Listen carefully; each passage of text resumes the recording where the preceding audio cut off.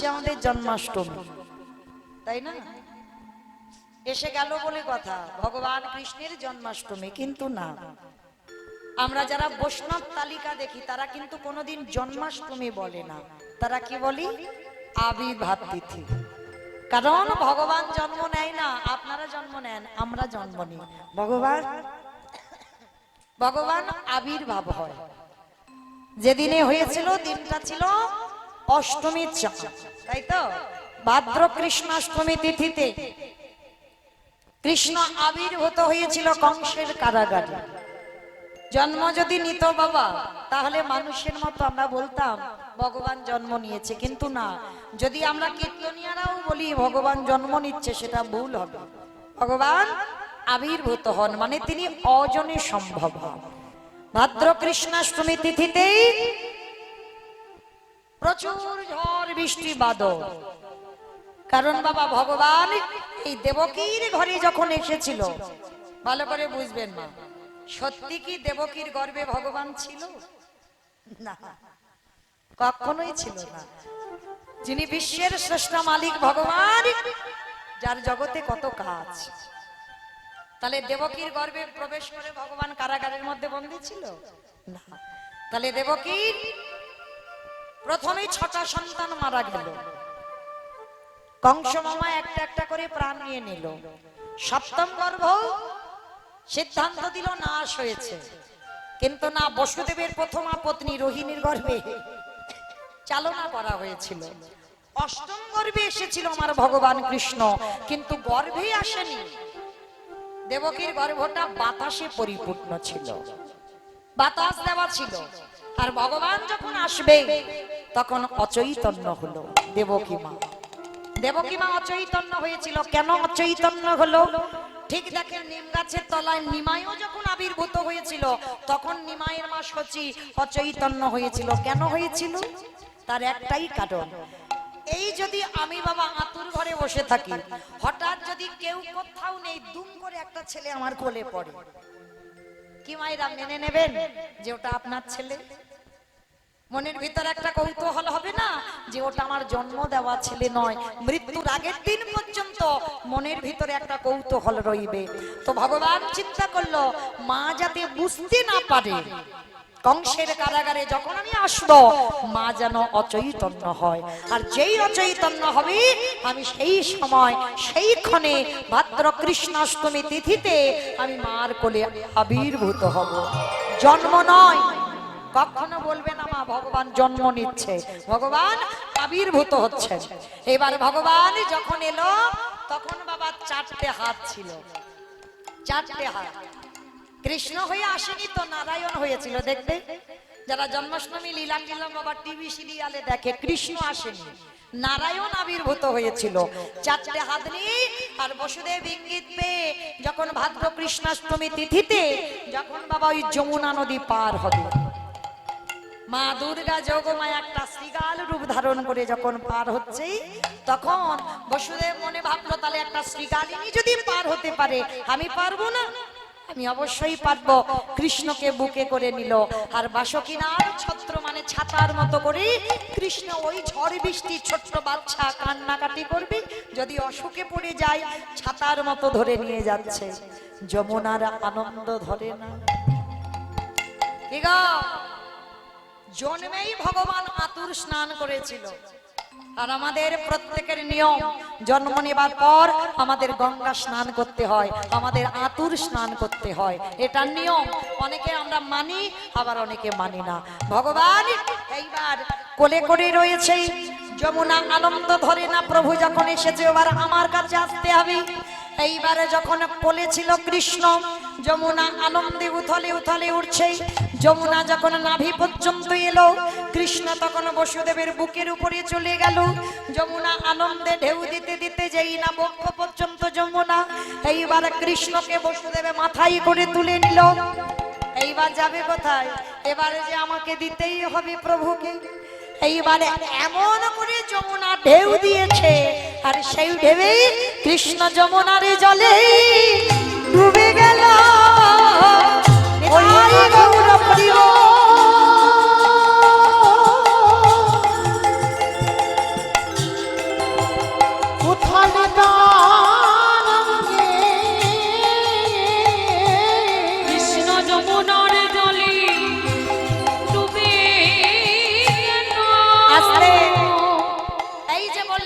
চারটে হাত নিয়ে ডুবলো।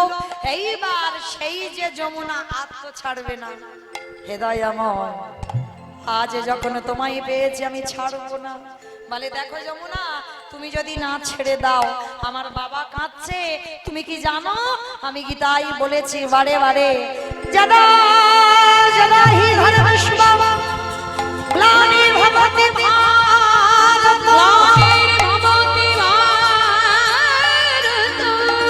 অভ্যুত্থানে অধর্মস্ব তদাত্মনাম সৃজামহরি আধুনাম বিনাশায় চ দুষ্কৃতম ধর্মা সংস্থাপনায় সম্ভাবি যুগে সম্ভাবমি যুগে যুগে। যমুনা সাধুদের পরিত্রাণ, দুষ্কৃতীদের বিনাশ, অধর্ম নাশ করবার জন্য আমার যুগে যুগে অবতীর্ণ। আমাকে যেতেই হবে যমুনা। তবে কথা দিলাম চারটে হাতের মধ্যে দুটো হাত তোমার কাছে দিয়ে গেলাম। আর আমি যখন আবার যাব ব্রজে আমি দুটো হাতে কৃষ্ণ হয়ে ভেসে উঠব। মনে রাখবে যমুনার কাছে দুটো হাত বন্ধক দিয়ে কৃষ্ণ যখন ভেসে উঠলো তখন আর চার হাতে নারায়ণ নয়, তখন দুই হাতে কৃষ্ণ হয়ে ভেসে উঠলো। আর যখনই ভেসে উঠলো এইবার বসুদেব নিয়ে নন্দালয়ে রেখে এলো। তাহলে মায়েরা এই জগতের সংসারে সেই দিন কৃষ্ণের জন্ম দেখতে এসেছিল অষ্টমীর রাত্রির চাঁদ। আর যখন অষ্টমীর রাত্রিতে চাঁদ এলো, চাঁদ বলল প্রভু আর আমি আকাশে থাকতে চাই না, আজকে থেকে আমি এই অর্ধচন্দ্র আমি তোমার চরণে আশ্রয় পেতে চাই। আর সেদিন থেকে ভগবান নিজের বাম চরণে ওই আকাশের চাঁদ, অর্ধেক চাঁদকে নিজের চরণে রেখেছেন। সবাই আপনারা জানেন সঞ্জয় দিব্য নয়নে দেখে অন্ধ ধৃতরাষ্ট্রের কাছে কুরুক্ষেত্রের একটা বর্ণনা করেছিল। কিন্তু শুধু সঞ্জয় একা দেখেনি, আরো একজন দেখেছিল, যে হচ্ছে বর্বরিকের কাটা মুন্ডু। ভগবান বলল বর্বরী তোর এই মাথাটা চলে যাও রাজস্থান, তোর এই কাটা মুন্ডুটা রাজস্থানে ঘাটু শ্যাম নামে তোর এই কাটা মাথাটা পূজিত হবে। আজকের পর থেকেই জগতে আমার নামে তোর এই মাথাটা পূজিত হবে। আজও যারা যাবেন রাজস্থানে গিয়ে দেখে আসবেন বর্বরিকের কাটা মুন্ডুটা ঘাটু শ্যাম নামে পূজিত হচ্ছে। তাহলে মায়েরা বলেন তো এই যে বর্বরিকের কৃষ্ণ প্রাপ্তি হলো কার জন্য হয়েছিল? শুধুমাত্র তার মায়ের জন্য। মায়ের সৎ শিক্ষাটা দিয়েছিল আর বর্বরিক ঠিক ধৈর্য ধরে ভগবানের চরণ আঁকলে বসেছিল। তাই তো আজকের অন্তিম সময় আজকে আমার ভগবানের চরণ প্রাপ্তি হয়ে গেল। তাহলে বাবা মনে রাখবেন এই জগতের সংসারে ভগবানকে পেতে গেলে সবার আগে ধৈর্য ক্ষমতার দরকার। আর ওটা যদি থাকে অবশ্যই তার কৃষ্ণ কৃপা হবে। তাই আজকের লীলায় কলসি রাধারানীকে শিক্ষা দিল রাধে ধৈর্যে কৃষ্ণ পাওয়া যায়, অধৈর্য হলে কৃষ্ণ মেলে না। তাই এবার রাধারানী বলছে হ্যাঁ রে কলসি তোর জীবনে এত ঘাত প্রতিঘাত আমার তো আগে জানা ছিল না। চল আজকে আর আমি ফিরবো না, চল আমি তোকে নিয়ে ঘরে যাই। তো আজকে রাধারানী ঘরে ফিরেছে। আর মায়েরা রাধারানীর বাপের বাড়ি থেকে একটা যৌতুক দিয়েছিল, মানে সোনার কলসি, মানে কোনো মাটির কলসি নয়, পিতলের কলসি নয়, সোনার কলসি যৌতুক দিয়েছিল বিশ্বভানু রাজা রাধারানীর বিয়েতে। আর প্রতিদিন রাধারানী সোনার কলসিতে করে জল আনতে যেত, আজও গেছে। তো জানো এই সোনার কলসিটা জল আনতে গিয়ে রাধারানীর হাত থেকে কলসিটা কখন ছেড়ে চলে, ভালো করে বুঝবেন বাবা। তা যেই না খালি হাতে ফিরেছে, ললিতা বিশাখা ইন্দুরেখা সখীগণ সবাই এসে বলছে রাধে এই কলসিটার কত মূল্য তুই জানিস? নয় তোর বাবা তোকে যৌতুক দিয়েছে, তাহলে সোনার কলসিটা তুই হারালি কি করে? আচ্ছা বাবা ঠাকুর এই জায়গাটা একটু বুঝবেন। এই আমরা যখন বাবা অল্প রোজগার করি, হয়তো একটু হাতে আংটি পরার ইচ্ছা হয়েছে, কিন্তু কম রোজগার, তখন কি করি? একটা বাবা ওই পিতলের আংটি বা তামার আংটি ব্যবহার করি। মানে সব হয়েছে, একটা আংটি পরবো, একটা পিতলের আংটি বা তামার আংটি ব্যবহার করি। আচ্ছা বেশ কিছুদিন তামার আংটিটা ব্যবহার করতে করতে যদি ভগবান একটু দিন দেয়, যদি একটা রূপোর আংটি বানাতে পারি, তাহলে বলেন বাবা আর কি তামার আংটি ভালো লাগবে? কি মা ভালো লাগবে? তখন তামাটা ফেলে দিয়ে রূপোর আংটি পরবে। আচ্ছা সেই রূপোটা ব্যবহার করতে করতে বেশ কিছুদিন পরে বাবা যদি একটা কেউ সোনার আংটি বানায়, তাহলে রূপো আর ভালো লাগবে? লাগবে না। রূপোর আংটিটা খুলে দিয়ে একখানা সোনার আংটি ব্যবহার করবে। আর এই সোনা ব্যবহার করতে করতে যদি গৌর গোবিন্দ কৃপায় রোজগার ভালো হয়, ব্যবসা ভালো হয়, যদি বাবা কেউ একটা হীরের আংটি করে, কি বাবা আর ভালো লাগবে? সোনা রূপো কিচ্ছু ভালো লাগবে না।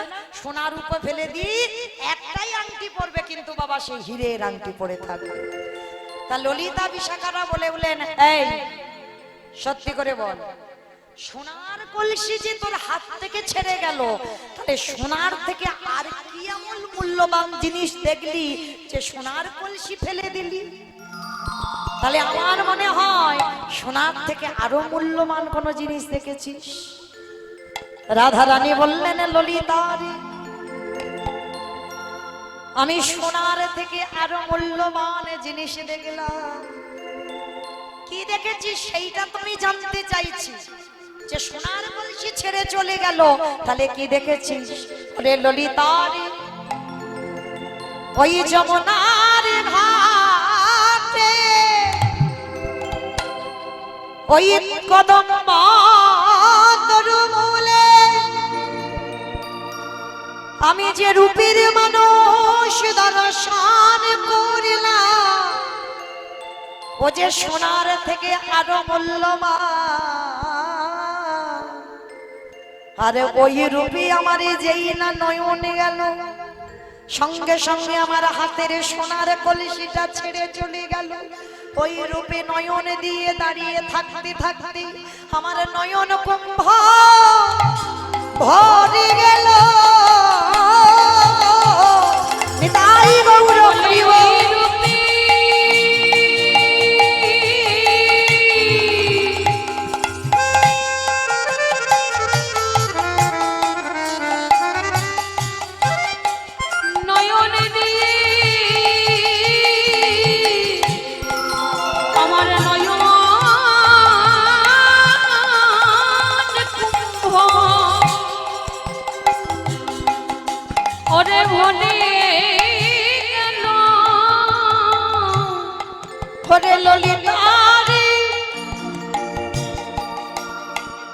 আমি সোনার কলসি জল আনি নাই বটে, কিন্তু আমি যে রূপের মানুষ দর্শন করিলাম, আমার নয়ন কুম্ভ আমি ভরে এনেছি। বলি ওই না রূপে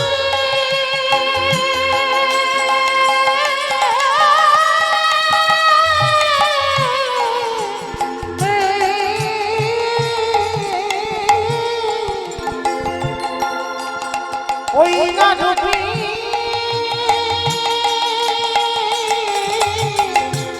আমার নয়ন দিয়ে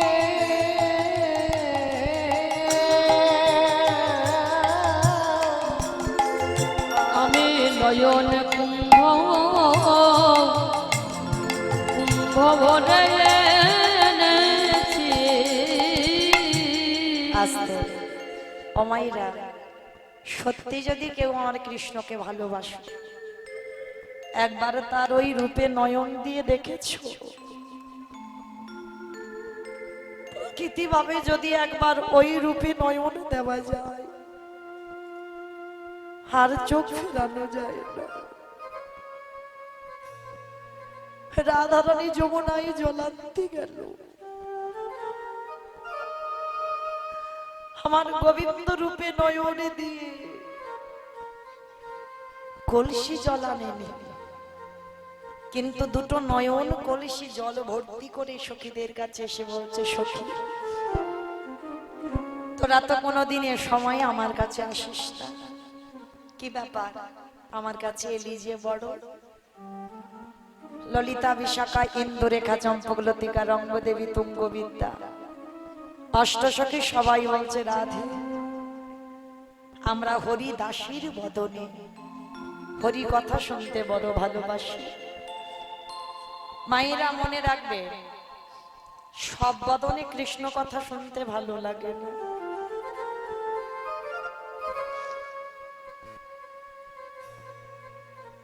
একের দেখা অন্যের বলা, নয়নে দেখতে পাই সে তো বলতে পারে না, বদনে বলতে পারে সে তো দেখতে পায় না। সখীগণ বলছে, রাধে আজকে তোর মুখ থেকে তোর বধুর রূপের কথা আজকে আমরা শুনবো, কারণ এই জগতে যে যতই বলুক না কেন রাধে, তোর মতো বর্ণনা এই পৃথিবীতে কেউ দিতে পারবে না। আর তোর মতো করি আমার গোবিন্দকে কেউ ভালোবাসতে পারবে না। তা রাধারানী সখীগণকে নিয়ে বসেছে, সখীগণকে নিয়ে বসেছে, বসে বলছে, শোন ললিতা, আজ আমি বলবো সেই রূপের কথা। কোন রূপ জানিস? ওরে দেখে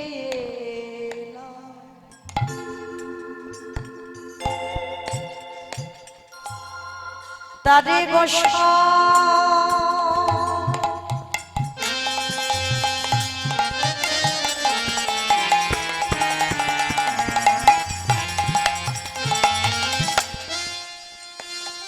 দেখে এলাম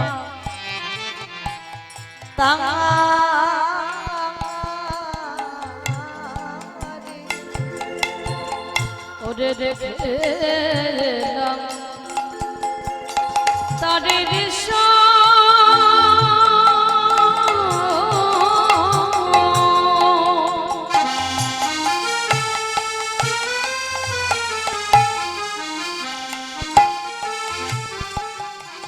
ওরে দেখলাম তারে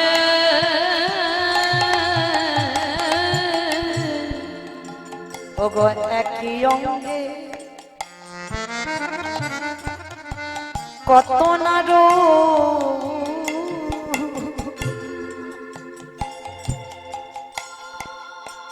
নয়নে না ধরে, একই অঙ্গে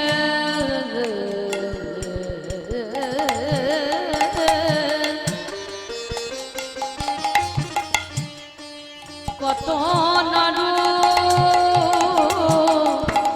নয়ন তারে।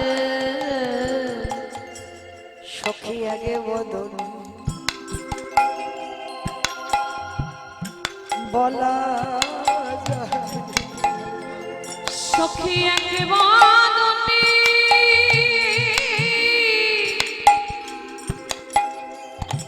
নানা বলা যায় না। রে আমার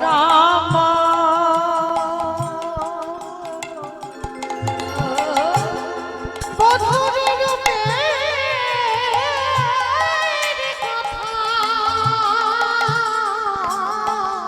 সখী একবারই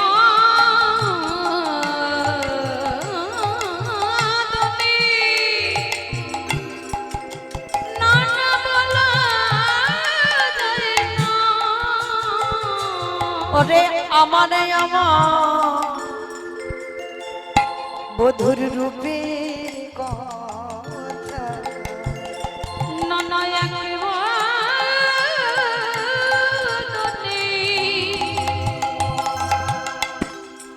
বলা যায় না মানে ললিতা রে, ওরে ললিতা রে ওই বিধাতা যদি আমার মিনির নয়ন দিত, আমায় নয়ন দিত আমাইরা মিনের নয়ন মানে মাছের চোখ। রাধারানী বিধাতার কাছে চাইছে যেন আমার মাছের চোখ যদি হতো। মাছের চোখ কেন চাইছে বাবা? দেখবেন যারা মাছ দেখেছেন মাছের চোখে কিন্তু কোনো পলক নেই। রাধারানী বললেন ললিতা রে, ওই গোবিন্দ রূপী দেখতে দেখতে আমার চোখের পলক পড়ে যায়। আমি আগে পলকে আমার গোবিন্দকে দর্শনে না করি, আমি এক পলক না দেখে থাকতে পারি না। তা বিধাতা কেন আমার এই চোখটা দিল? চোখ যদি দিল আমার মাছের চোখ দিতে পারত, পলক দিল কেন? যখনই পলক পড়ে যায় আমি গোবিন্দকে দেখতে পাই না। ললিতা রে, ওরে ললিতা রে আমার কি মনে হয় জানি, আমার কি মনে হয় জানি যদি বিধাতায় আমার মাছের চোখ দিত তাহলে আমি অপলক নয়নে ওই রূপ দর্শন করিতাম। সখী, তবে তোরা যখন এলি আমি বলবো, তবে জানিস আমি যে রূপটা দেখেছিলাম সেই রূপে কি ছিল জানিস? ওরে বেঁধেছে বিনোদ চূড়া,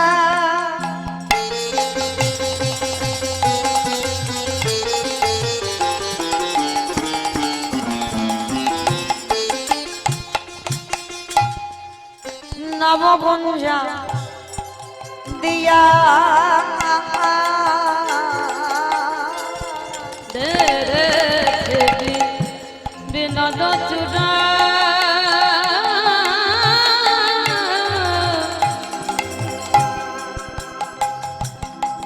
ওরে নবগুঞ্জা দিয়া উপরি ময়ূরের পাখা বামে হেলাইয়া, ও উপরে ময়ূরের পাখা বামে হেলাইয়া আবার উপরি ময়ূরের পাখা বামে হেলাইয়া, আমার উপরে ময়ূরের পাখা বামে হেলাইয়া চূড়া বামে দেখে হেলে আছে। আয় চূড়া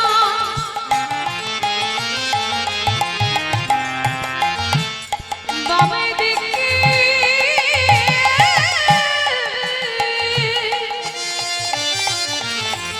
সদাই হেলিয়াছি বলি কত সাধে মায়ের বাঁধা চূড়া, চূড়া বামে দিকে হেলে আছে আস্তে বাবা ঠাকুর গোবিন্দের মাথায় চূড়া আছে বটে। মাইরা এই লীলাটা কোনো কাহিনী কিন্তু নয়, এই লীলাটা হচ্ছে বর্ণনা। মানে রাধারানী সখীদের কাছে বর্ণনা করছে যা যা দেখেছে আমার ভগবানের রূপের মধ্যে।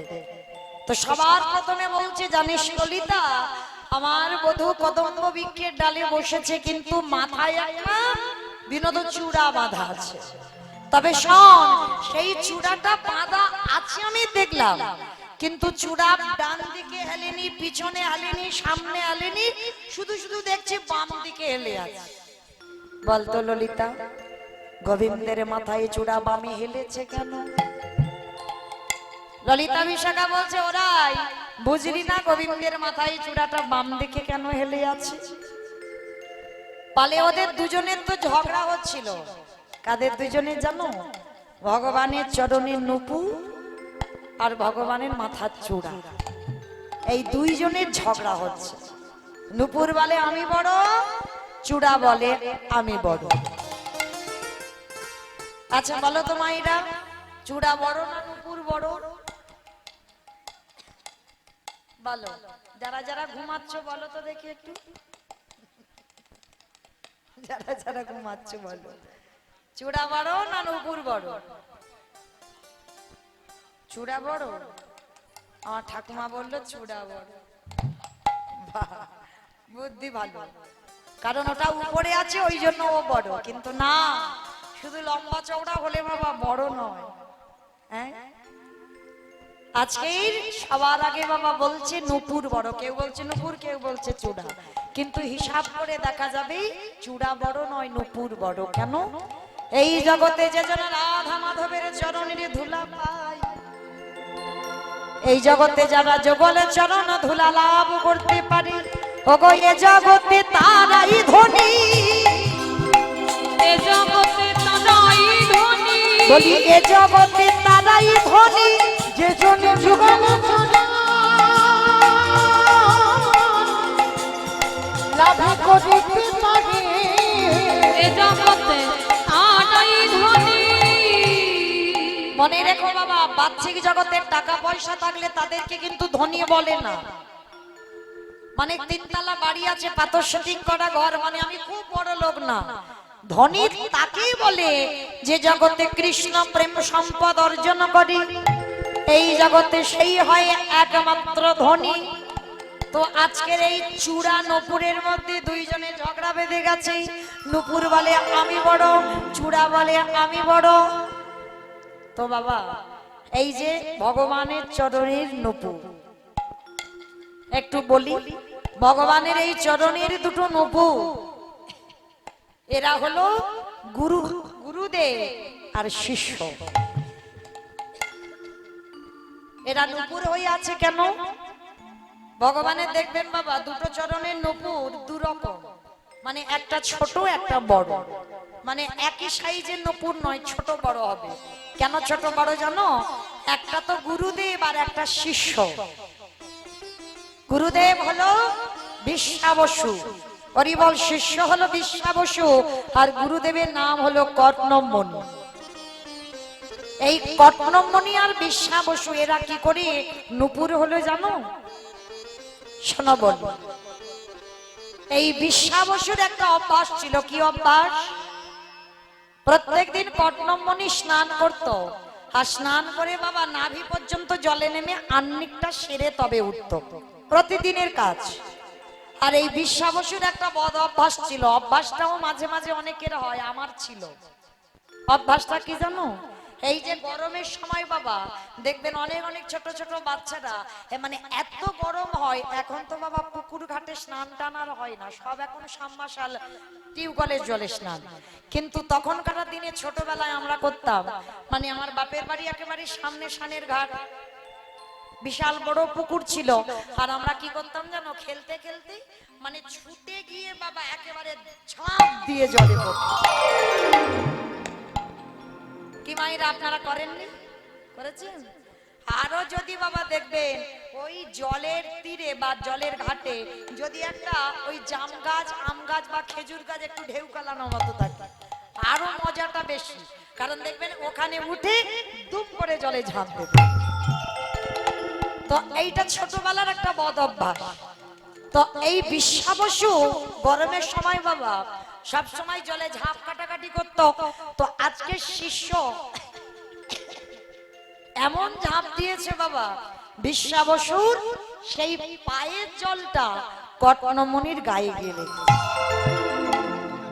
আর যেই না গুরুদেবের গায়ে শিষ্যের পায়ের জল, সঙ্গে সঙ্গে গুরুদেব রেগে গিয়ে বললেন অপদার্থ,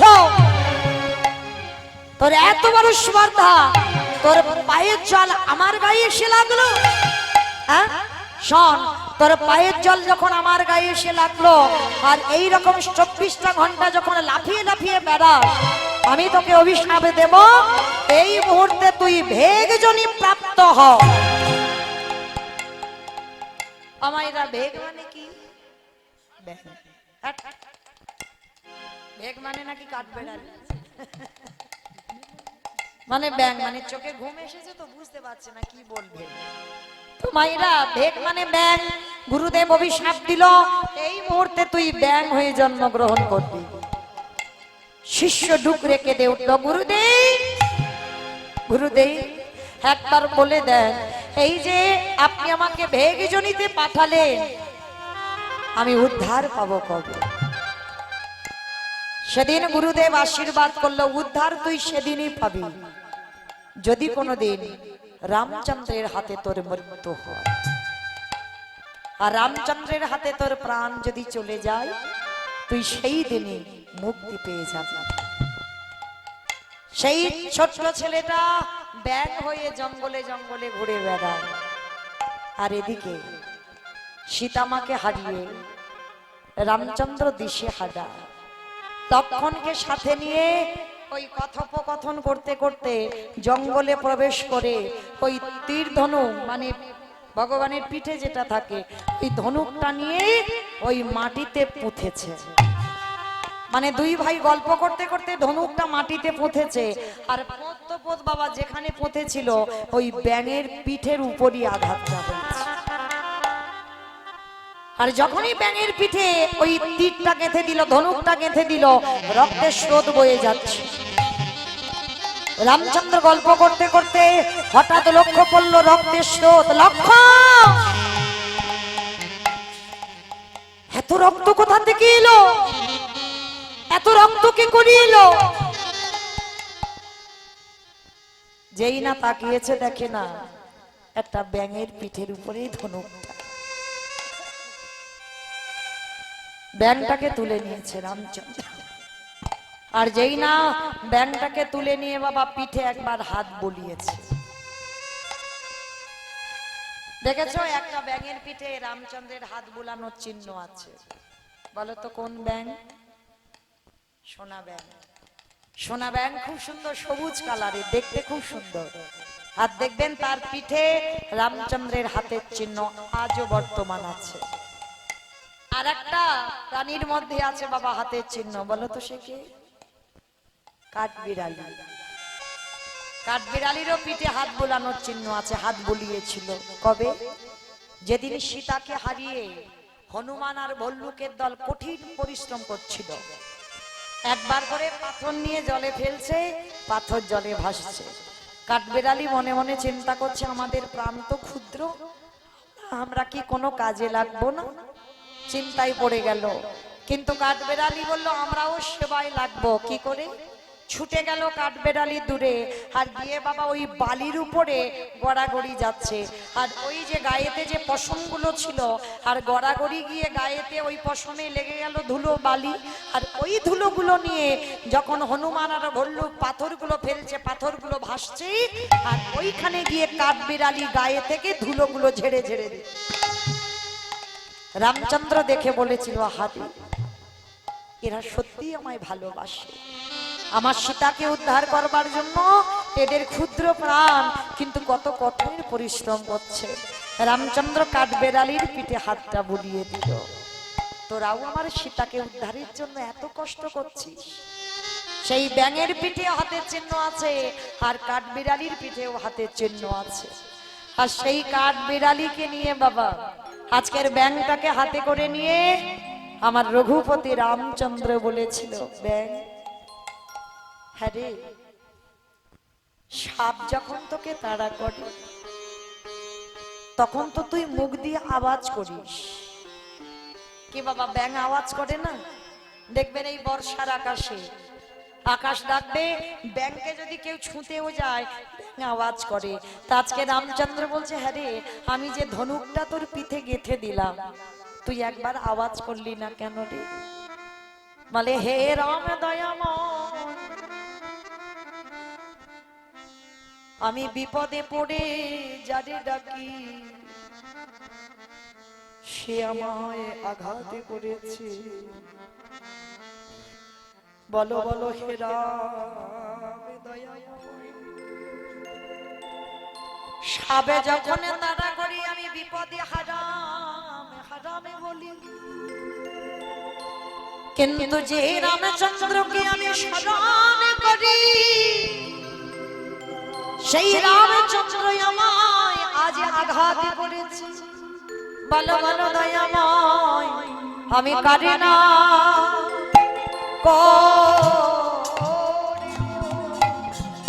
আমি কার না করব,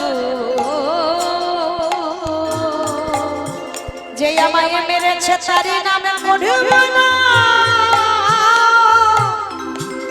আমি তোমায় নামে করব। আমি বিপদে পড়ে জানি নাকি আমি কার না করব। ব্যাংটাকে ধরে আমার রামচন্দ্র কাঁদছে। হ্যারে ব্যাং, তোর হৃদয়ে এত প্রেম ভক্তি, আমার নাম ধরে বিপদে কাঁদিস, কিন্তু আমি তোকে মেরেছি বলে তুই নাম করতে পারলি না।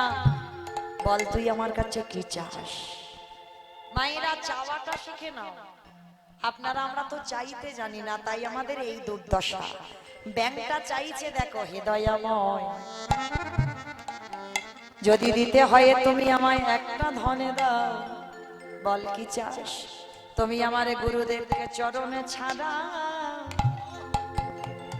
ছাড়া করো না।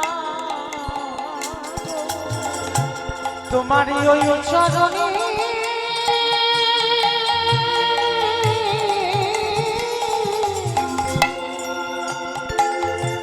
তোমারই ওই চরণে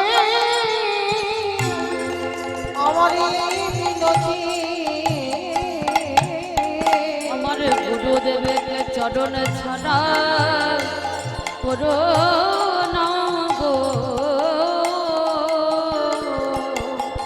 রামচন্দ্র বলছে, হ্যাঁ রে বে, যে গুরুদেব তোকে ভেগজনিতে পাঠালো, আজকে তুই সেই গুরুদেবকে বলছিস আমি চরণ ছাড়া করব না কেন?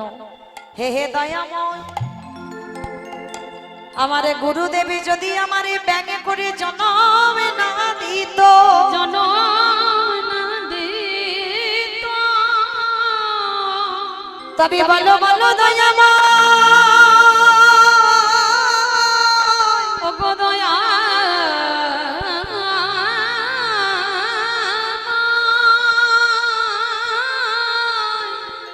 এত তাড়াতাড়ি কি আমি তোমার চরণ দর্শন পেতাম? তাই তোমার চরণে নিবেদন, তুমি আমার গুরুজিকে কৃপা করো।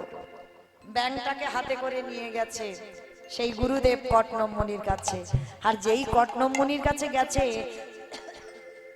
কটনম মুনি দেখা মাত্র চমকে উঠেছে, প্রভু এসেছে তুমি আমার দুয়ারে? আসবো না তোর কৃপাতে নয়, এই ব্যাঙের ইচ্ছাতে আমি তোর দরজায় এসেছি। ঠাকুর, একটা ব্যাঙের কৃপাতে তুমি আমায় দর্শন দিয়েছো।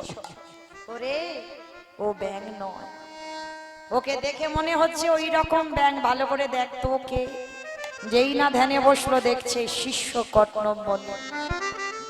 আজকে সেই ব্যাঙ হয়ে বিশ্বা বসু নামে সেই শিষ্য আজকে শিষ্যকে ধরে বলছে, ওরে আজকের আমার জন্য তুই ভেগজনিতে গেছিস, আজকে তোর জন্য আজকের আমার গৌর কৃপা গোবিন্দ কৃপা হয়ে গেল। রামচন্দ্র এসেছে আমার দুয়ারে। আজকে রামচন্দ্র বলছে, শোনো কটনম মুনি, তোমার শিষ্য বলেছে তোমাকে যেন আমার চরণে আশ্রয় দেই, তাই তুমি আজকে থেকে আমার ডান চরণের নূপুর হয়ে থাকবে। আর শোন দেখ, তোকে আমি চরণ ছাড়া করব না। যার এত গুরু প্রেম গুরু ভক্তি, তাকে গুরু চরণ ছাড়া করব না। তুই আমার বাম চরণের নূপুর হয়ে থাকবি। আজকের গুরুদেব ডান চরণের নূপুর, শিষ্য বাম চরণের নূপুর। তবে শোন, আজ নয়, এ দেহে নয়, এ যুগে নয়, যেদিন বৃন্দাবনে আমি কৃষ্ণ হয়ে যাব সেই দিন আমি কথা দিলাম তোরা গুরু শিষ্য আমার চরণের নূপুর হয়ে থাকবি ওরে রুনু ঝুনু রবি বেজে বেড়াবি যেদিন ব্রজে আমি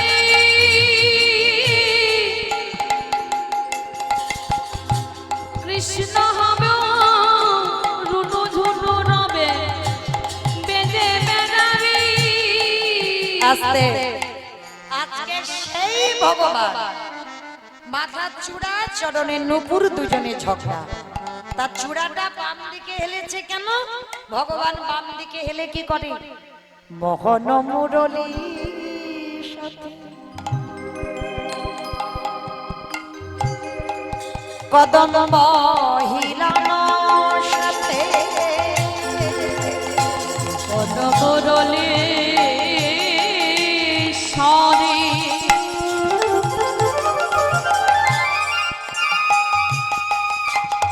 কদম বহিলান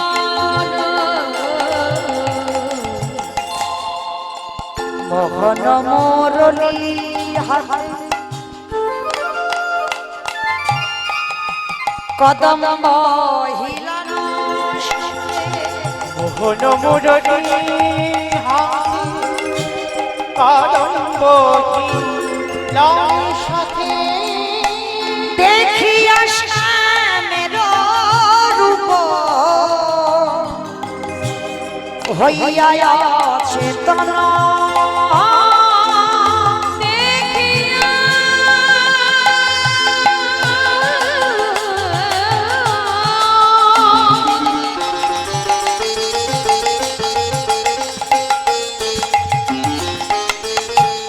দেখিয়া শ্যামের রূপ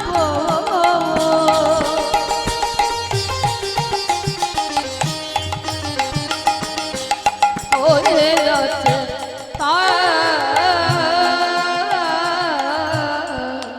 মন কালিয়া রূপ কে জানিল দেশে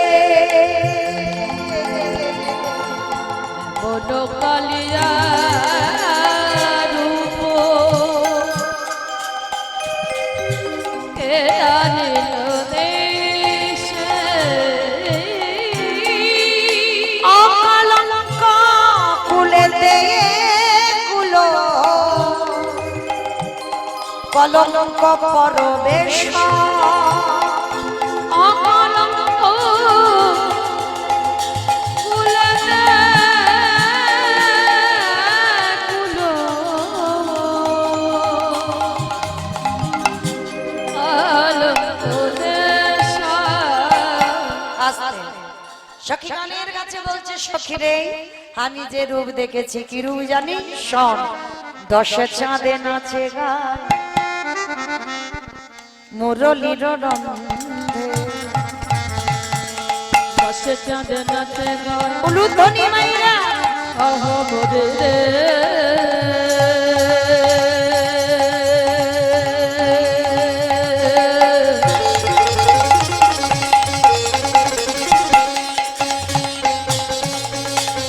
আজ দেখল কে ভাবে রে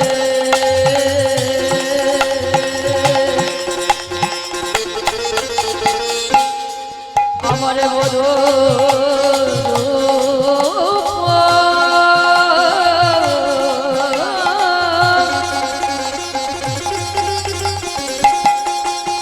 ওই রূপ তো কবু দেখি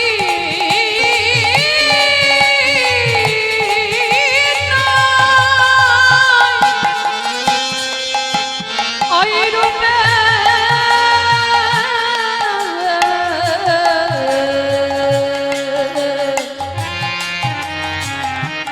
বলে হরে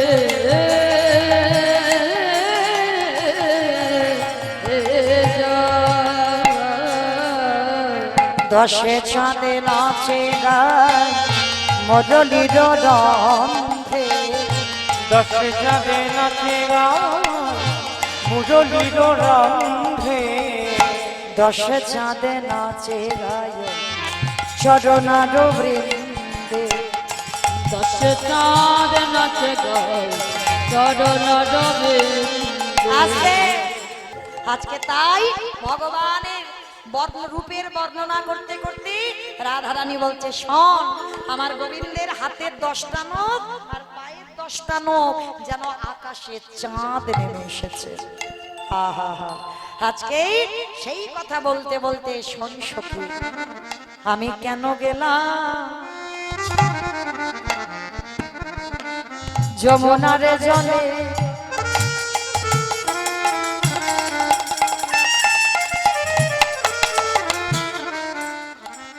পরে নন্দের দুলা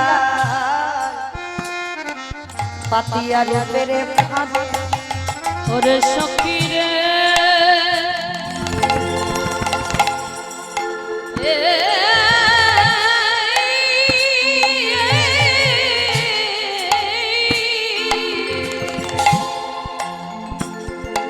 ওরে সখী রে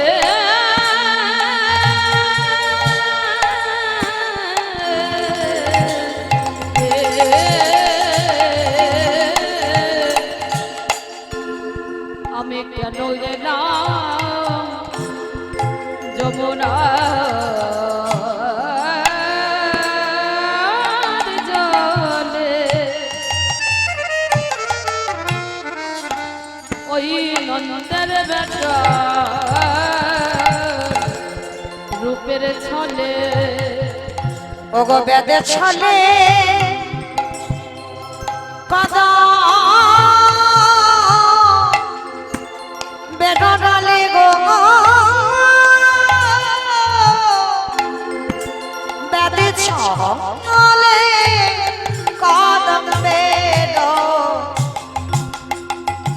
ডালে গো,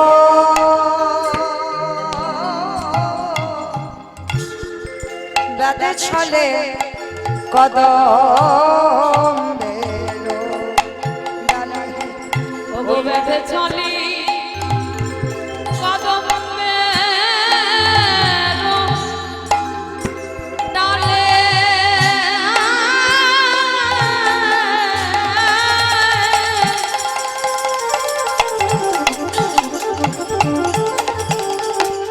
ওগো বেদে ছলে কদম ডালে গো, বেদে ছলে কদম ডালে।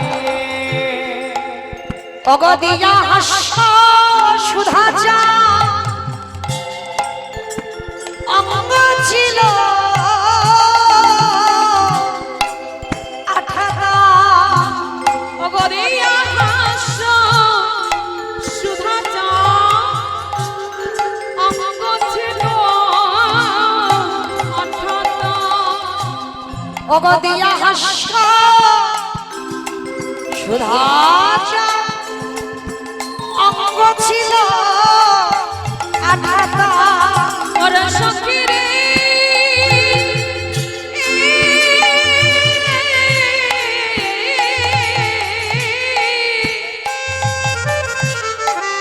দিয়া হাস্য সুধা চা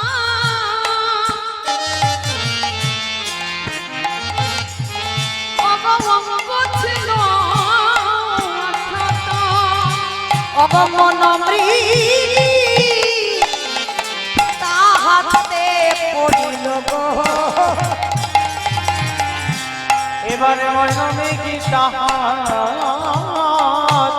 পড়িল, হাতে পেতেছে গো, হাতে পেতেছে গো, হাতে পেতেছে গো, দেখো হাতে পেতেছে গো, আজ মন মৃগী ধরবে বলে, হাতে পেতেছে, মন মৃগী ধরবে বলে, হাতে পেতেছে, আজ মন মৃগী ধরবে বলে। হাতে পেতেছে গো। লজ্জা ছিল হেমা গুরু গৌরব সিংহ দুবা, ধর্ম কপাট ছিল তা, বংশী ধ্বনি বজ্রাঘা পরি গেল আকস্মা সমভূমি করিল সমভূমি করি না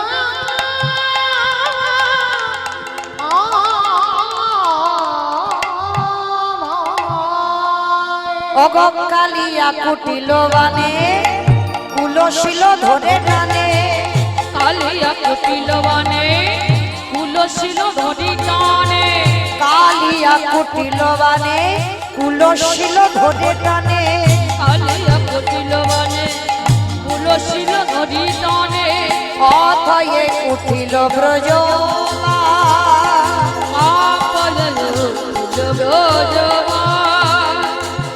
প্রাণে মাত্র আছে বাকি তাও বুঝি যায় সখী প্রাণে মাত্র আছে বাকি তাও বুঝি যায় সখী প্রাণে মাত্র আছে বাকি তাও সখী যাই বুঝি প্রাণে মাত্র আছে বাকি তাও সখী যাই বুঝি ঘনায় জগদানন্দ গায় গো ঘনায় জগদানন্দ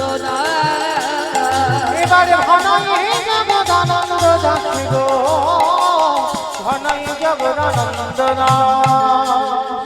শরণ নীলা শরণীরা শরণ নীলা শরণ নীলা ওই চরণে আমি শরণ নীলা ওই চরণে আমি শরণ নীলা ওই চরণে আমি শরণ নীলা রাধা রানী বলছে সখী রে শোন আরো কি দেখেছি জানিস আমার বধুর রূপের কথা তোকে বলি শোন বলি কানো সে বিনোদরা কানো সে বিনোদরায় আমার কানুষ বিনোদরা কানুষ বিনোদরা বিনোদ চিকুরে বিনোদ বরিহা বিনোদ চিকুরে বিনোদ মরিহা বিনোদ চিকুরে বিনোদ বরিহা বিনোদ চিকুরে বিনোদ মরিহা বিনোদ উড়েছে হায় গো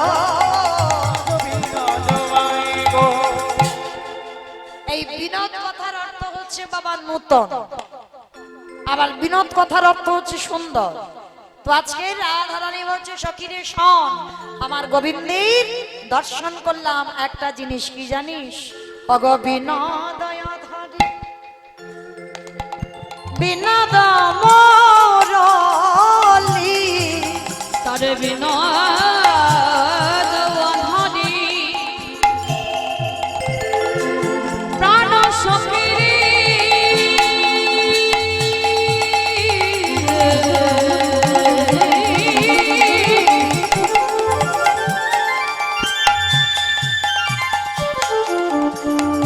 আমার প্রাণ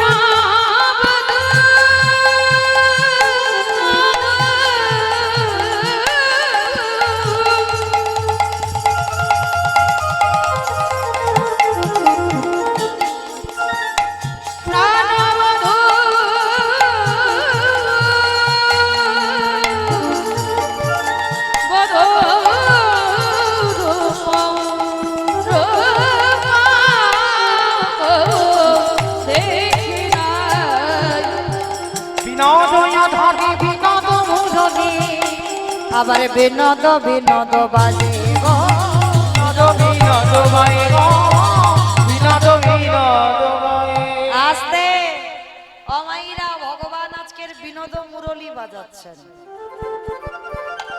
এই যে বাবা সকাল থেকে যত যত লীলাগুলো হচ্ছে একটাই বাঁশি কিন্তু বাজেনি যেমন আমার পরে লীলা হবে রাসলীলা তখন বংশীর ধ্বনি হবে তাই তো এখন বাজছেই মুরলী এই যে মুরলীটা হচ্ছে বাজছে তা এই মুরলীটা বাবা জন্মটা কি করে হলো জানো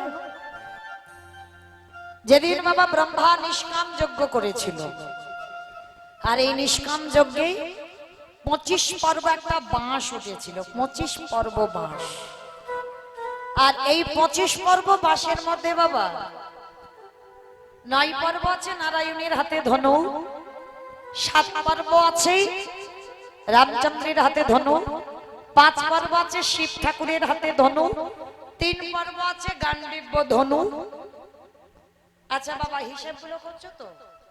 25 পর্ব বাস, 9 7 5 3 কত হলো?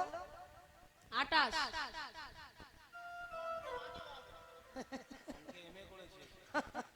অঙ্কে মাথা ভালো। আমার একটু ভালো করে গুনে টুনে বলো তো, আমি তো অত ভালো হিসাব জানি না। এই যে 9 পর্ব, 5 পর্ব, 7 পর্ব আর 3 পর্ব, তাহলে কত হলো গণনাতে? 24। বাহ, তাহলে বাঁশ উঠেছিল কত? 25 পর্ব, তাহলে 24 হয়ে গেল। মানে 3টে যুগে ওসব ধনুক টনুক হয়ে কাটিয়ে দিল, কিন্তু এক পর্ব বাঁশ ওইটা গেল কোথায়? ওইটা হয়েছে ভগবান কৃষ্ণে, ভগবান কৃষ্ণচন্দ্রের হাতে মুরলী। আর যারা বাবা বাঁশ দেখেছো, বাঁশের মাথায় দেখবেন একটা আগালি কঞ্চি মতো আছে, নেই? বাঁশ কি মাঝখান থেকে সেটা হয়ে যায়? মাঝখানে দেখবেন একটা উপরে কঞ্চি মতো আছে, ওটা গেল কোথায়? ওটা গেছে বাবা হরি নামের ধ্বজা। জানি না আপনাদের এই মুর্শিদাবাদে নিয়মগুলো আছে কিনা, তবে আমার গ্রামেই আছে। আর বেশিরভাগ ওই বীরভূম, বাঁকুড়া, ঝাড়খণ্ড এলাকায়, বেশিরভাগ ঝাড়খণ্ড, বিহারে আছে। এখানে আছে, অনেক জায়গাতে নেই, কিন্তু অনেক জেলাতে আছে বাবা। দেখবেন কীর্তনের অধিবাসের দিন, শুভ আরম্ভ যেদিন হয়, ধ্বজা পোঁতা হয়। ওইটা হলো ওই যে 25 পর্বে বাঁশের আগালি কঞ্চি, ওই ধ্বজাটা। হ্যাঁ, তাহলে এইটা পেয়ে গেলাম বাবা মুরলী। কিন্তু মুরলী পাওয়া গেল, তাহলে বাবা বংশীটা কোথায়? যে বংশীর ধ্বনি হবে, আমার পরেই লীলা হবে, রাসলীলা, বংশীর ধ্বনি বাজবে। এই বংশীর জন্মটা কোথা থেকে হলো জানো? এই বংশীর জন্মটা হয়েছিল যেদিন 10 অবতারের মধ্যে একটা অবতার, যে অবতারের নাম হলো পরশুরাম অবতার। এই পরশুরাম সীতামাকে দেখে পছন্দ হয়েছিল, আর সীতামাকে দেখে যখন ভালো লাগলো, মানে এতটাই সীতামার রূপে মুগ্ধ হয়েছিল, জনক রাজাকে বিয়ের প্রস্তাবটা দিয়েছিল। আর পরশুরামের মতো জামাই পাওয়া বাবা সৌভাগ্যের ব্যাপার। তো তখন বলেছিল, শোনো বাবা ঠাকুর, আপনার মতো জামাই পেয়েছি মানে সৌভাগ্য, কিন্তু আমার মেয়ে যে নাবালিকা, আমার মেয়ে বড় হোক, বড় হলে আপনার হাতে সম্প্রদান করব। পরশুরাম তখন বলেছিল, দেখো তোমার মেয়ে বড় হতে হতে আমি কি শ্বশুর বাড়ি থাকবো? আমার তো তপস্যা করতে হবে। শোনো, আমি যাচ্ছি এখন হিমালয়ের পাদদেশে তপস্যা করতে, আর যাবার সময় আমার এই হাতে হরধনু, মানে শিব ঠাকুরের দেওয়া ছিল এই হরধনুটা, এই হরধনু আমি আপনারই বাড়িতে রেখে যাচ্ছি। মনে রাখবেন, এই হরধনুটা যদি কেউ কোনোদিন ভঙ্গ করতে পারে, তাহলে জেনে যাবেন আমার থেকে সে অনেক ক্ষমতাশাল, অনেক ক্ষমতাশীল, আমার থেকে অনেক বীর, তার হাতে আপনার কন্যাকে সম্প্রদান করবেন।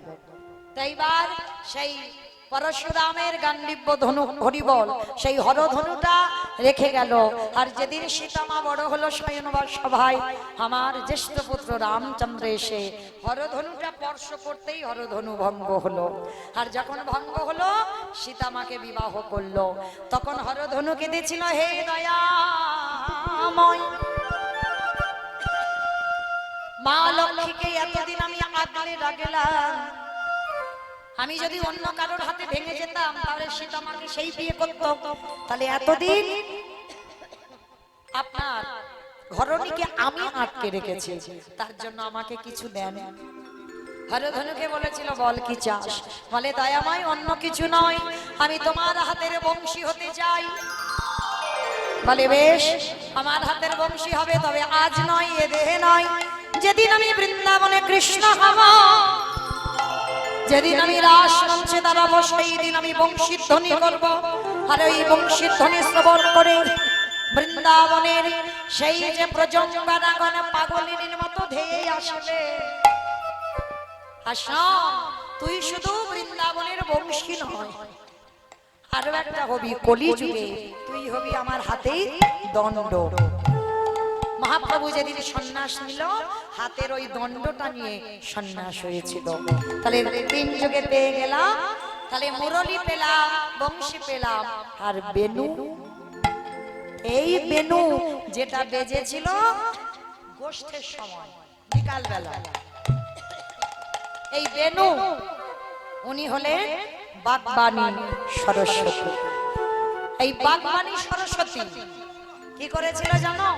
সরস্বতীর মনের ইচ্ছা ভগবানের অধরামৃত রস পান করবে, মানে ভগবানের অধরামৃত রস পান করবে। আর এই ইচ্ছা করে বাগবানী তপস্যায় বসেছিল। মাইরা, এই যে আমি এতক্ষণ ধরে বক বক বক বক করে যাচ্ছি, আমার ক্ষমতা আছে? ক্ষমতা নাই। ভগবান সরস্বতীর দ্বারা কণ্ঠে বসিয়েছে, মা সরস্বতী শক্তি দিচ্ছে বলে তবেই কিন্তু এত গান, এতক্ষণ কথা বলতে পারছি। আর সরস্বতী যদি বাবা নিস্তব্ধ হয়ে যায়, জীব জগৎ সব বোবা হয়ে যাবে। সরস্বতী ধ্যানে বসেছে, জীব জগৎ আর কথা বলতে পারছে না, সব বোবা হয়ে যাচ্ছে, সবাই ছুটে গেছে, প্রভু প্রভু তুমি কিছু একটা ব্যবস্থা করো। বলে বেশ, আমি যাচ্ছি। বাগবানী সরস্বতীর কাছে গেলেন। বাগবানী, বলো তুমি কি চাও? বলে প্রভু তুমি তো জানো ভক্তের মনের আশা, আমার ইচ্ছা তোমার অধরামৃত রস আমি পান করব। যেই না বললেন তোমার অধরামৃত রস, অধরামৃত রস পান করব, শোনো এ যুগে নয়, এ দেহে নয়, আমি কথা দিলাম যেদিন আমি বৃন্দাবনের কৃষ্ণ হব, সেদিনে তুমি হবে আমার হাতের বেনু। আর সেদিনে তুমি আমার হাতে যখন আসবে, শোনো বাগবানী, সেদিনে তুমি আমার অধরামৃত রস পান করিবে। তাই গৌর হরি বল, পান করিবি। ও গো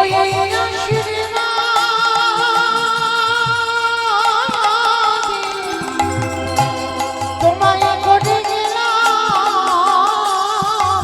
সেদিন অধরামৃত রস পান করিবি। বলি এই প্রতিজ্ঞা করে গেলাম। অধরামৃত রস তাই গৌর হরি বল, অধরামৃত রস পান করিবি। অধরামৃত রস পান করিবি। আস্তে তালে মাইরা বোঝা গেল বিনোদ ধরে, বিনোদ মুরলি, বিনোদ বিনোদ বাজে। ও গো বিনোদ ধরে, বিনোদ মুরলি, বিনোদ বিনোদ বাজে। বিনোদ মালায়, বিনোদ গলায়, বিনোদ মালায়, বিনোদ বিনোদ দোলে গো। বিনোদ বলায়, বিনোদ বলায়, বিনোদ বিনোদ দোলে গো। বিনোদ কোটিতে, বিনোদ ঘটিতে, বিনোদ বিনোদ সাজে। আমার বিনোদ পটিতে, বিনোদ ধটিতে, বিনোদ বিনোদ সাজে। বলি বিনোদ চরণে বিনোদ নুপুর, বিনোদ চরণে বিনোদ নুপুর। ওগো বিনোদ চরণে বিনোদ নুপুর, বিনোদ চরণে বিনোদ নুপুর। ওগো বিনোদ বিনোদ বাজে গো, বিনোদ বিনোদ বাজে। ও গো বিনোদ বিনোদ বাজে গো, বিনোদ বিনোদ বাজে। লীলার পাশে যদুনাথ দাস কত জোর করে বললেন, রাধে গো তোমার মুখের এই রূপের কথা শ্রবণ করে আজ চরণের ধারে না রেখে দিও। ও গো রাধা রানী,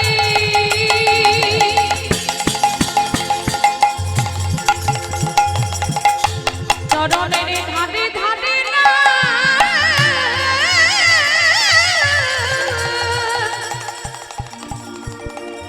নামে লিখে দিও। যেন চরণ ছাড়া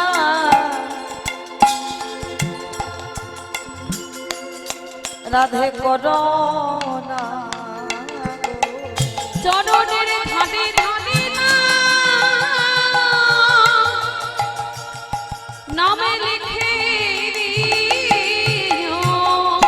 আস্তে। সখীদের কাছে বলছে, সখীরে শোন, আজকে তোদের কাছে বলবো, ওরে অল্প বয়সে মোর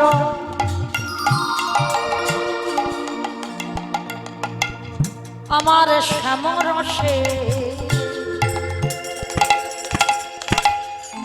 জড় জড় ওরে সখী রে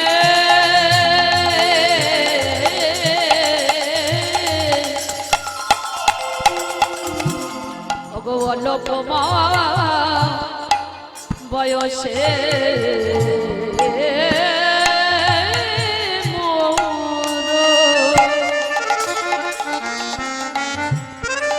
শ্যামরসে জড় জড়। আস্তে। এই যে মহাজনী পদাবলিতে বলছে রাধারানী অল্প বয়সে মর শ্যামরসে জড় জড়। সখী, আমার আর আমার গোবিন্দের ভালোবাসা আজকে কারার নয়। বাবা ঠাকুর আপনারা জানেন তো আমার রাধা গোবিন্দের ভালোবাসাটা কবে কারার? হ্যাঁ, এ ভালোবাসাটা আজকে কারার নয়, এ ভালোবাসাটা সেই সুতিকা মন্দির থেকে হয়ে আসছে। ওমা, সুতিকা মন্দির কাকে বলে আগে বলো তো দেখি? গোয়ালঘর, গোয়ালঘর।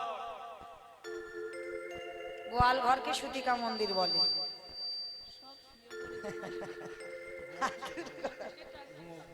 বেশ, কারণ এখন তো বাবা কেউ আর আতুর ঘরে বসে না, মা সব সিজা হাসপাতাল আর নার্সিং হোম। তাহলে জানবে কি করে এরা সুতিকা মন্দিরটা কি? কিন্তু আগেকার মা ঠাকুমারা বসতো সুতিকা মন্দিরে 5 দিনের দিন, 7 দিনের দিন, 3 দিনের দিন, যার দেশে যেমন নিয়ম। বিধাতা ব্রহ্মা নিয়তিকে পাঠাতো আর এই জায়গাটা লিখে দিত। দেখবেন মা কারোর বিপদ আপদ হলে সবার আগে এই জায়গাটা চর বসায়, চাপড় দেয়। কেন? ঠাকুর বিধাতা তো ওই জায়গাটাই লিখে দিয়েছে কার জীবনে কি ঘটবে, তাই না? তো আজকে লক্ষ্য করে দেখেন, রাধারানী বলছে আমার ভালোবাসা সেই সুতিকা মন্দির থেকে। কিরকম?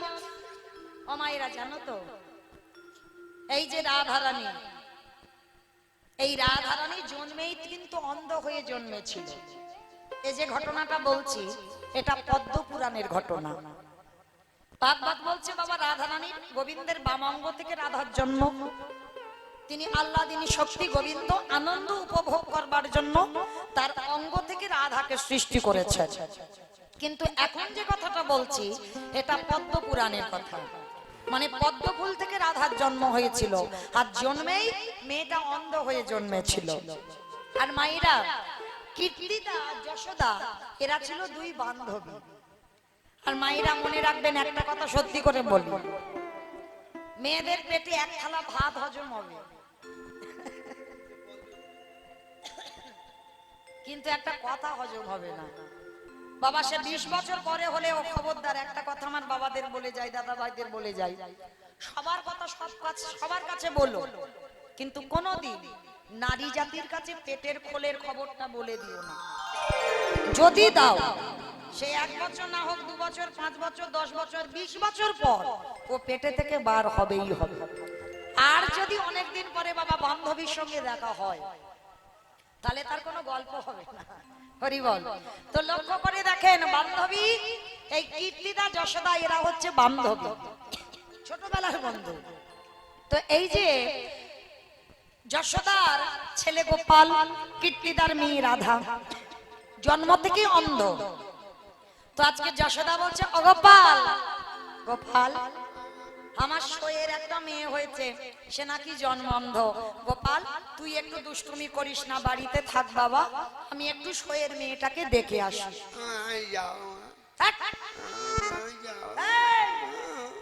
দেখেছো কিরম জেদ ধরেছে, দেখেছো ও নাকি যাবে। শোন গোপাল, একটা তুই বড্ড দুষ্টুমি করিস, যেখানে যাবি তুই গন্ডগোল পাকাবি। হ্যাঁ লক্ষ্মী ছেলে, সোনা ছেলে, তুই বস, আমি তোকে নিয়ে যেতে পারবো না।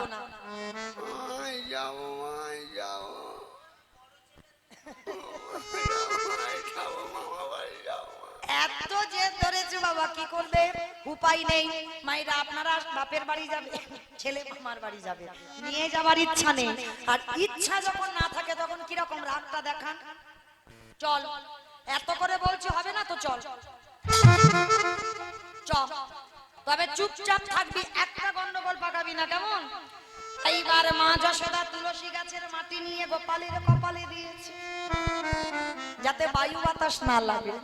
গোপালে হেসে বলে, মা গো, যারে ভয়ে জগৎ ভয়ে পায়ে, তুমি তারে কপালে তুলসী গাছের মাটি দাও। ঠিক আছে, অসুবিধা নাই, চলো। এইবার শোয়ের বাড়ি যাচ্ছে। এইবার কিরকম ব্যাপারটা হয়েছে দেখো। শোয়ের বাড়িতে গিয়ে সুতিকা মন্দিরে তো রাধা ঘুমাচ্ছে, আর এদিকে দরজায় দুই বান্ধবী এক জায়গা হয়েছে, খোলের খবর সব বলছে। আর গোপাল তো শুধু উসপাস করছে, কখন কোল থেকে নামবে। একটু একটু করে নেমে যায়, আবার যশোদা কোলে তুলে। এই জন্য তোকে আনতে চাই না, চুপ করে বস। এইবার মা যশোদা চেপে ধরে আছে, গল্প করেই যাচ্ছে করেই যাচ্ছে। কিছুক্ষণ পরে গোপাল আবার নেমে যাচ্ছে, আবার তুলে। মা ছাড়বে না তো? আমি এতক্ষণ নিজে থেকে নেমে যাচ্ছি, তুমি ছাড়তে চাইছো না, কিন্তু দেখো এবার এমন একটা কায়দা করব না, সঙ্গে সঙ্গে তুমি আমায় ছেড়ে দিতে বাধ্য হবে। ডাক্তার, এইবার মায়ের গলায় ছিল গজমতির হার, অনেক টাকা দাম। গোপাল কোলে আছে, দুষ্টু ছেলে, ছোট্ট ছোট্ট হাত। ওই মতির মালাটা আজকের শক্ত করে গোপাল ধরেছে, আর শক্ত করে ধরে মা তো গল্প করে যাচ্ছে, আর এমন করে শক্ত করে ধরেছে, একবার টান দিয়েছে, এমন টান দিয়েছে ওই মতিগুলো ঝরঝর ঝরঝর। আর যেই না মতিগুলো পড়ে গেছে, দুষ্টু ছেলে, এই জন্য তোকে আমি আনতে চাই। বদমাস ছেলে, দেখেছো নামাবে না, এমন কাজ করলো না, নামিয়ে দিতে বাধ্য। এইবার যেই বসিয়ে দিয়ে মা যশোদা, মাই আমার আসল মতি ছেড়ে দিয়ে নকল মতি গোড়াতে লাগে। কি গো, আসল মতি ছেড়ে দিয়েছে, নকল মতি গোড়াচ্ছে, এটা তো নকল মতি, আর কোল থেকে তো আসল মতি নেমে গেছে। আর যেই না মা মতি গুড়াচ্ছে, গোপাল বলে, মা তুমি মতি গুড়াও। এই সুযোগে আমি একটা কাজ গুছিয়ে আসি। বাবা বলতে গেলে তো সারা রাতে ফুরাবে না, অন্ধ কি এমনি এমনি হয়েছে, নিজের বউটাকে অন্যের বউ করবে। সেই যে অভিমন্যু ঋষি তপস্যা করেছিল, তপস্যা করে বলেছিল, ঠাকুর তোমার বউকে আমার বউ করে দিতে হবে। ভগবান বলে, হ্যাঁ গো, ঋষি ঋষি মানুষের মাথায় কি এমন পোকা কামড়ালো, হ্যাঁ আমার বউকে ওনার বউ করতে হবে। মানে ঠিক আছে দেব, কিন্তু মনে রেখো তুমি নপুংসক হয়ে জন্মাবে, আমার স্ত্রী তোমার স্ত্রী হবে। ভগবান মনে মনে ভাবলো, এটাই আমার ভালো হলো, কারণ আমারও একটা মনের ইচ্ছা। ইচ্ছাটা কি বাবা, নিজের বউয়ের সঙ্গে প্রেম করলে এত সুখ হয় না। ভগবান যার জন্য বৃন্দাবনে পরক্রিয়া রসটাকে আস্বাদন করবার জন্য নিজের বউটাকে অন্যের বউ করে পাঠালো। সেই অভিমন্যু ঋষি হলো আয়ান ঘোষ, আর ভগবানের আশা পূর্ণ হলো, ভক্তের আশাও পূর্ণ হলো। ভগবান পরকীয়া রস আস্বাদন করবার জন্য বৃন্দাবনে আজকে সেই সুতপা ঋষি, মানে যাকে অভিমন্যু ঋষি বলে, সেই অভিমন্যু ঋষি আজকের হলো আয়ান ঘোষ। আর বলেছিল, মা লক্ষ্মী যাবো আমি, কিন্তু অন্ধ হয়ে যাব, যতদিন না তোমায় দেখবো ততদিন আমি চোখ মিলে তাকাবো না। তো ভগবান বলে, এবার চোখের ব্যবস্থাটা তো করতে হবে। তা মতি ঘোরাচ্ছে যশোদা, আর গোবিন্দ হামাগুড়ি দিয়ে গেছে সুতিকা মন্দিরে, আর পালঙ্কের পায়া বেয়ে বেয়ে উঠেছে। কি কিরম বদমাস ছেলে দেখো, উঠে কানের কাছে গিয়ে ডাকছে, রাধে গো রাধে গো, একবার সারা দাও রাধে, একবার সারা দাও। রাধে গো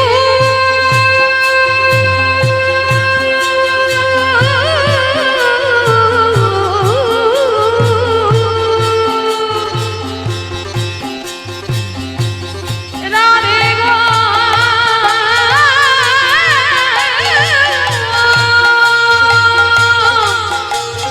রাধে গো রাধে একেবারে সাদা আজকে রাধারানীকে দেখে যেই না কানের কাছে এসে ডাকছে, বাবা কানের কাছে ডাকলে কি হবে, হচ্ছে না, একেবারে হৃদয়ে চড়ে বসেছে।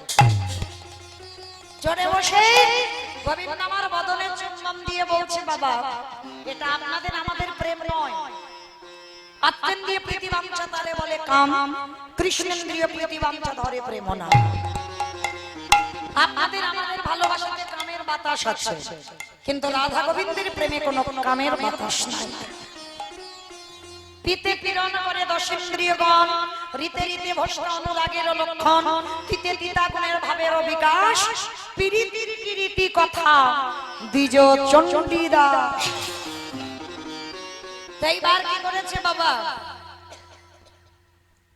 রাধারানী যেই না ডাক দিয়েছে, সেই রাধারানী বলছে, সখীরে সেই ছোট্টবেলা থেকে আমার বধূকে ভালোবেসে কি হলো জানিস, ওরে অল্প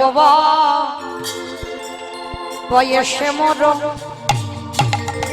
আমার শ্যাম রসে জড় জড়, ওরে সখী রে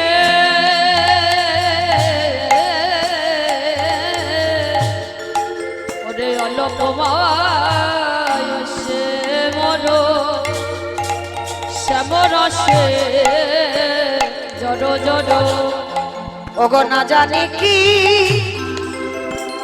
হবে পরিণামে গো, না জানি ওরে নবে গো ওরে না জানি কি হবে পরিণামে। আস্তে অমাইরা রাধারানীর আর মাথার ঠিক নেই, বলছে সখীরে শোন কি হচ্ছে জানিস, যদি চলি যাই পথে সঞ্চার মোর পাছে পাছে, যদি চলি যাই পথে সামলাই মোর পাথর পাথর, চলে যাই পথে সাথে যাই মোর সাথে সাথে, আমি হাঁটা চলা করছি গোবিন্দ আমার পাছে আছে, বলে শোন চরণে চরণ ঠেকাই, চরণ চরণ ঠেকাই না গো, চরণে চরণ ঠেকাইয়া যাও গো, চরণ চরণ ঠেকাইয়া, আমি হাঁটা চলা করছি পাছে পাছে যাচ্ছে, বলে একটা কাজ কর, তুই চোখ বন্ধ করে চুপচাপ দাঁড়িয়ে থাক। রাধারানী বলছি, ওরে সেটাও করে দেখেছি, যদি নয়ন মোদে থাকি অন্তরে গোবিন্দ দেখি, যদি নয়ন মুদে থাকি অন্তরে গোবিন্দ দেখি, যদি নয়ন মোদে থাকি অন্তরে গোবিন্দ দেখি। আমি যদি নয়ন মুদে থাকি অন্তরে গোবিন্দ দেখি, মা চোখ বন্ধ করলেও দেখতে পাস, তাহলে তাকিয়ে বসে থাক, ঘুমাবি না। বলে সখী তাও করেছে, নয়ন মেলিয়া দেখিস, নয়ন মেলিয়া দেখিস, নয়ন মেলিয়া রে কিষানে, চোখ বন্ধ করলে দেখতে পাস, চোখ তাকালে দেখতে পাস, তাহলে এখন সিদ্ধান্ত তাহলে এখন সিদ্ধান্তটা কি করবো জানিস, কি করবো শোন, পরে যোগিনী হইয়া যাব, হরি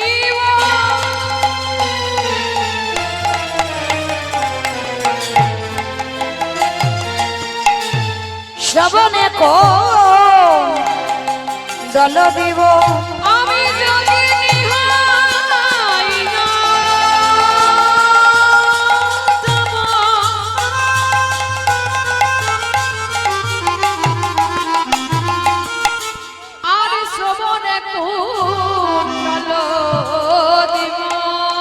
আবার এছাড়ো গৃহপতি হরি আমার ছাড়বে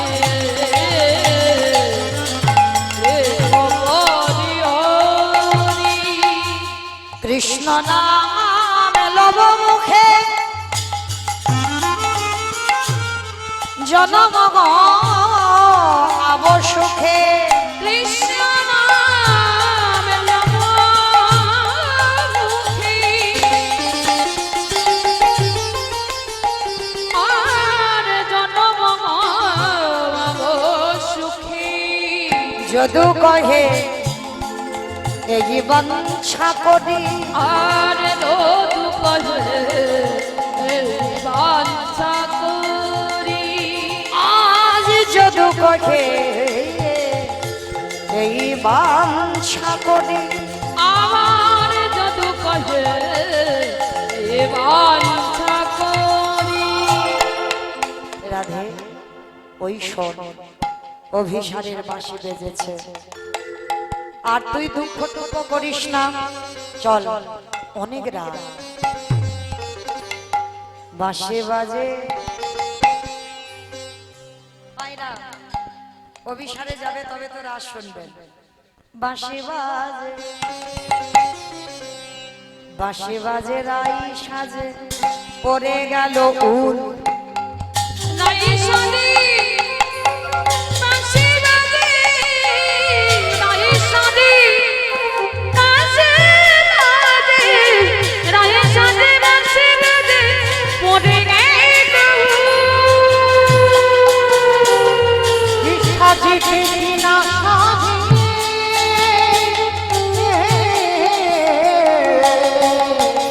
ধনের সবে হইল ভুল সবে হইল ভুল হইল ভুল, সবই হইল ধনের সবে হইল ভুল সবে হইল ভুল মকরে নাচরে রাই বাঁধে কে শোভা মুকুরে অঞ্জলি রাই বন্দে কেশবা মুকুরে আঁচলে নাই বাঁধে কেশবা মুকুরে অঞ্জলি রাই বন্দে কেশবা আমার মুকুর মানে কি গো মুগুর মুগুর মুকুর মানে কি জানো না হাই ভগবান মুকুর মানে জানে না কি দেখাচ্ছে রাধা রানী হ্যাঁ আয়না নিয়ে চুল আঁচড়াচ্ছে চিরুনি নিয়ে মুখ দেখছে তাহলে কিরকম সাজ হচ্ছে দেখো তাহলে আয়না নিয়ে আমরা মুখ দেখি সেটা রাধা রানী আয়না নিয়ে চুল আঁচড়াচ্ছে চিরুনি নিয়ে মুখ দেখছে আর কি করছে জানো ফুলের মালা পায়ে পরে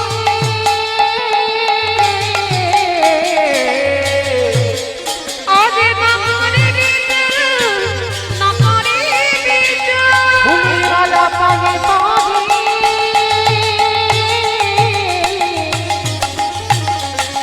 নকরে গীত নকরে গীত চরণে অঞ্জন পরে নয়নে আলোটা গো জননী অঞ্জন করে নয়নে আলোটা হিয়ার মাঝারে পরে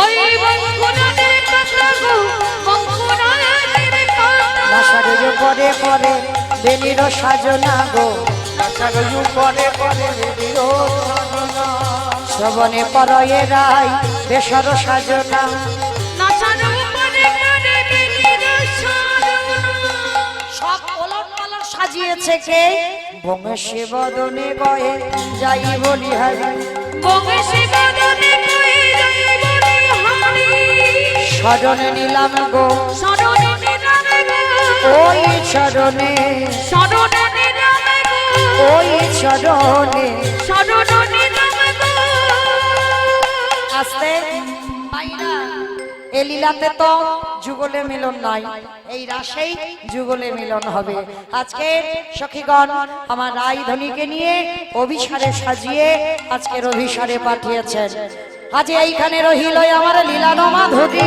এইখানে রইল আমার লীলার মাধুরী চাঁদ বাদরে সবে মিলে বলো হরি হরি হরি বল